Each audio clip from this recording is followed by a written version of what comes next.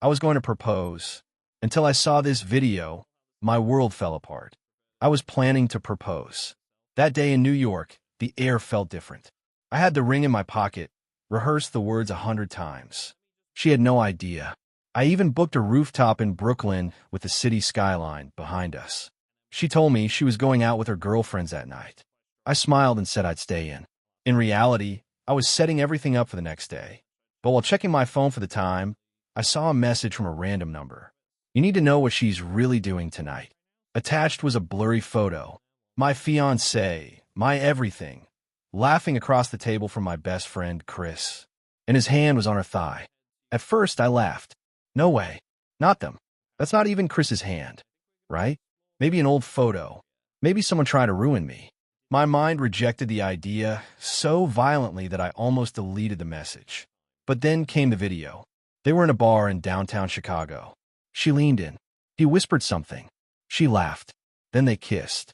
Right there, in the middle of the bar where we celebrated her last birthday.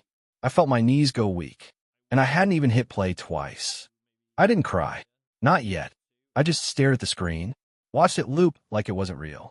Watched her hands touch the same person I told all my secrets to. The same guy who once told me, "I'd take a bullet for you." Yeah? Well, I guess he took my whole damn life instead. I didn't know whether to call her or him. I ended up calling no one. That night, I walked through Manhattan until sunrise. Didn't feel my feet. Just let the noise of the city drown out the screaming inside my chest. People were laughing, kissing, celebrating life. I was dying inside. I finally stopped walking when I reached the Brooklyn Bridge. I stood there watching the water, thinking too much. Would anyone care if I disappeared? The next morning, she came home. Makeup smudged, heels in her hand, slight smell of cologne that wasn't mine. I asked her how her night went. She smiled, lied, said they ended up at some club in the Lower East Side, just girls. I asked if she saw Chris. She froze, just for a second, then said no. Why? That pause told me everything. I showed her the video. No shouting, no violence, just silence. She stared at it like she was trying to calculate the damage. I didn't mean for it to happen, she finally said. I asked, how many times? She said, it was just once. But I already knew that was a lie. Chris didn't answer my calls. I left him voice notes, texts, nothing. 3 days later, his Instagram updated a story of them in Santa Monica. She was on his back, smiling, my sweater on her shoulders. The caption, no more hiding. I felt like vomiting. I disappeared, deleted social media, turned off my phone, booked a flight to Miami, then another to Denver, then back to NYC. Just kept moving. I didn't want to feel anything familiar, but it was all still inside me. Every hotel room, every airport, every face reminded me of her laugh and his betrayal. I tried to rebuild myself. Gym, therapy, journaling, friends who showed up and said, "You're better than this." But no one could understand the depth of being destroyed by two people who were your entire world. How do you recover when both your heart and your trust are shattered? Then she messaged me from a different number, a voice memo. Her voice was trembling. I made the biggest mistake of my life. I miss you every day. Chris and I were not even together anymore. I didn't reply, but I listened to it about 37 times. Why? Why do we replay pain? Is it hope? Closure? Or just pure masochism? I stared at our old photos from the Grand Canyon, LA, Boston. Cities we promised to return to. Cities where we built memories I now have to erase. One by one, I deleted them. Cried like a child. I saw Chris again, months later, unexpectedly, in a coffee shop in Austin. He froze, looked older, guiltier. He walked over. Man, I don't even know what to say. I said, say nothing. You said enough with your actions. Then I walked away. Therapy was working, slowly. I talk about the betrayal, the anger, the shame. My therapist once said, you don't just grieve people. You grieve versions of yourself that they destroyed. That hit hard, because I wasn't just mourning her. I was mourning the man I was when I trusted her. I tried dating again. Met someone in San Francisco. Smart kind. But every time she touched my hand, I flinched. Every time she laughed, I heard her laugh. I realized I wasn't ready. She deserved better than a man still bleeding. She reached out again. this time with a letter, written by hand. Said she never truly loved Chris, that she felt lonely, that she missed me every single day. I didn't respond, but I didn't throw the letter away either. Nights were hardest. Dreams of her, nightmares of the kiss, of the laughter, waking up at 3 a.m. with a pain I couldn't describe. Tried sleeping pills, meditation, even late-night walks in Portland. Nothing helped. I started writing. Not just journaling, but this story. Every painful detail, every twist, every broken promise. Putting it into words helped me feel in control again. That's why I'm sharing it now. Maybe someone needs to hear it. Ran into her again. Los Angeles this time. At a bookstore. She looked surprised. Said she hoped I was well. I nodded. She asked, "Can we talk?" I said, "There's nothing left to say." Then I walked out. She texted that night. Said she was sorry. That she regretted everything. That she didn't know who she was back then. But she never said, "I won't do it again." That's the part that stuck with me. I forgave her. Not to get her back, but to let myself go. Forgiveness isn't about them.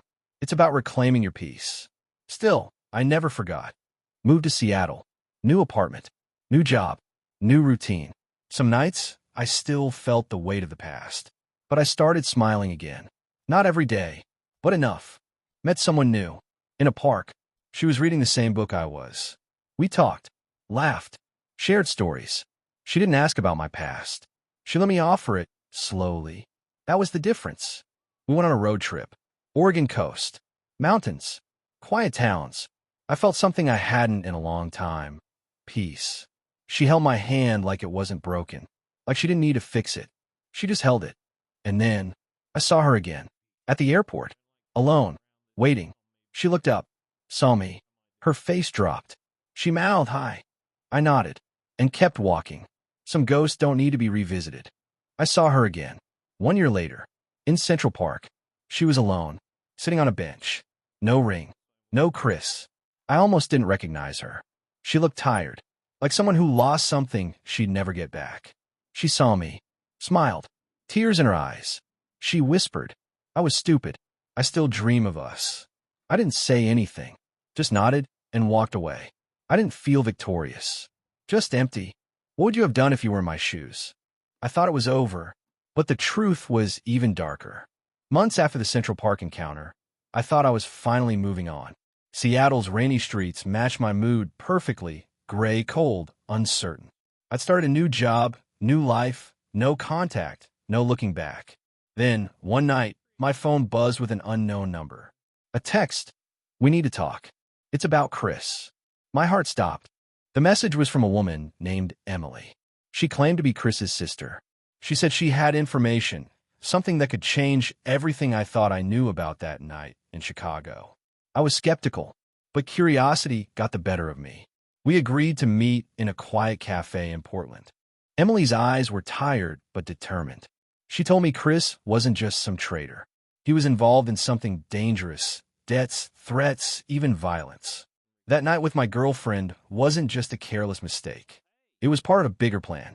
I wanted to scream, but all I could do was listen. She handed me photos. Chris meeting with unfamiliar men in dark alleys of Detroit. Texts on Chris's phone revealed secrets. Blackmail, lies, a double life I never suspected. And the worst? My girlfriend was deeper in this than I realized. She wasn't just cheating. She was playing a part. I felt my world tilt again, but this time the ground was darker. Why didn't she tell me? Why did Chris involve her? What do they want from me? The more I learned, the less I wanted to believe. Emily warned me, stay away. They're dangerous. But how do you stay away from people who once meant everything to you? I decided to dig deeper. The pain for betrayal now mixed with fear. I wasn't just a heartbroken boyfriend. I was a man caught in something I didn't understand. Days later, I flew to Detroit. I traced Chris's steps, clubs, bars, backstreets. I asked around, but people either avoided me or looked scared. Someone whispered, "You don't want to get involved. They don't mess around." My phone glowed with a message. Leave now, or else. Instead of leaving, I pushed harder. I found a small tattoo parlor where Chris had been seen last. Inside, a guy named Jake offered a grim smile. He said Chris disappeared after a big deal went wrong. Then Jake dropped a bombshell. My girlfriend was last seen meeting with someone in Las Vegas. Vegas, the city of lights and lies. I booked a flight immediately. In the neon haze, I felt like a ghost, invisible but watching everything. She was there, all right, but not alone, with a man who wasn't Chris. Someone richer, more powerful. I confronted her in a hotel lobby. She broke down. Finally, told me the truth. Chris had blackmailed her to keep quiet. She tried to protect me. But that man in Vegas, he was the real puppeteer, the one pulling all the strings. Her confession shattered what little trust one had left. But I needed answers. Who was this man? What did he want? She whispered a name that sent chills down my spine. A name tied to dangerous underground circles in Los Angeles. I flew to L.A., the city of dreams and nightmares. I met an old acquaintance, a private investigator named Maria. She agreed to help me uncover the truth for a price. Together, we started peeling back layers of deceit. Maria discovered that Chris was forced into this underworld by massive gambling debts. The man in Vegas was a casino kingpin, ruthless and feared. My girlfriend was a pawn in a game bigger than love or betrayal. Every revelation hurt, but also gave me clarity. I wasn't just a victim of infidelity. I was trapped in a story of crime, manipulation, and survival. The lines between right and wrong blurred. I confronted Chris's last known contacts. One of them, a woman named Lana, confessed. Chris tried to protect me.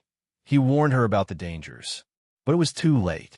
Chris disappeared because he wanted to save me. The pieces slowly fit together. Chris's betrayal was forced. My girlfriend's infidelity was a desperate act. Both were victims of something terrible. I was torn between anger and sympathy. Could I forgive them? Could I forgive myself for not seeing it sooner? Maria and I found a lead. Chris might be alive, hiding in San Diego. I drove down the coast, each mile filled with hope and dread. In a small beach town, I found him broken but alive. He told me everything. The debts, the threats, the impossible choices. We made a plan to get out, but the casino kingpin was always watching. A final showdown in a dimly lit warehouse in San Diego. Fear, anger, regret, all boiling over. Chris sacrificed himself to save me. I barely escaped. Back in New York, I tried to rebuild. My girlfriend disappeared from my life forever. I'm left with scars, visible and invisible.